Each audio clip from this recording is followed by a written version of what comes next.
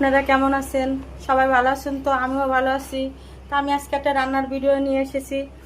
আমাদের বাড়ির খেতে কুমড়া শাক হয়েছে, আজকে কুমড়া শাক দিয়ে কই মাছ রান্না করব। তা আমি কই মাছটা কাইটে দিয়ে লবণ মাখাই নিচ্ছি, এটা ভিডিওতে দেখাই নাই। আমি সিদ্ধ করে নিচ্ছি, দেখেন। এখন আমি কই মাছটা ভাজবো। আমি হলুদ দিয়ে দিব, মরিচ দিয়ে দিব, লবণ দিয়ে দিব, লেবুর রস দিয়ে দিব, মাছটা মাখাই নিব। এখানে 1 কেজি কই মাছ আছে।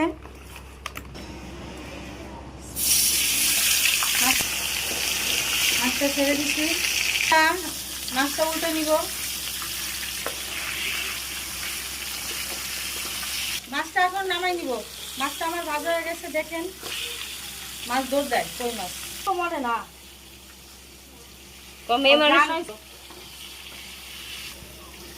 ভাজা হয়ে গেছে। ভাজা হয়ে গেছে, আমি এখন নামাই নিব। কড়াইটা দিয়ে দিব, আমি এই মাছ ভাজা তেলটা দিয়ে দিব। দুইটা জিরা দিব, একটু রসুনের কিমা দিব, কুচি দিব, মশলাটা নাড়া নিব, একটু ভাজা ভাজা হোক। কাঁচামরিচ, পেঁয়াজ বাটা, আদা বাটা, রসুন বাটা সব 1 চামচ করে। পেঁয়াজ আর কাঁচামরিচটা 3 চামচ আছে, ব্লেন্ডারে বেটে নিচ্ছি।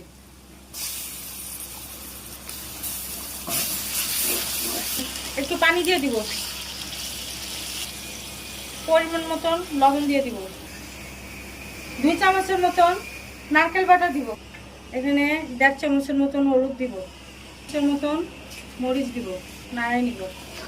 মশলাটা আমার কষানো হয়ে গেছে, আমি এখন শাকটা দিয়ে দিব। দিলাম, আমি ঝোলের পানি দিয়ে দিছি, এখন ঢাকনা দিয়ে রেখে দিব 20 মিনিটের জন্য। উঠে নিব, শাকটা নাড়া দিব। শাকটা গলে গেছে, আমি এখন মাছটা দিয়ে দিব। আমার এই কুমড়া শাক আর কই মাছের ভিডিওটা যদি ভালো লাগে, আমার এই কুমড়া শাক, তাহলে আমার বেশি বেশি করে কমেন্টস করবেন।